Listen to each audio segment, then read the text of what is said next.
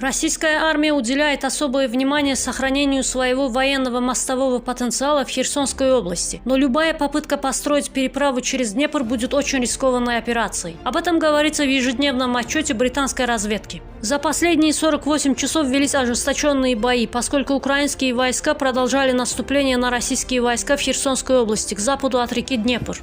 Россия, вероятно, пытается замедлить украинскую атаку, используя артиллерийский огонь вдоль реки Ингулец, притока Днепра, говорится в сообщении. Отмечается, что пути снабжения российских войск к западу от Днепра подвергаются все большей опасности. Если форсирование Днепра будет невозможным, а российские войска в оккупированном Херсоне отрезаны, это станет серьезной военной и политической неудачей для России, говорится в сообщении.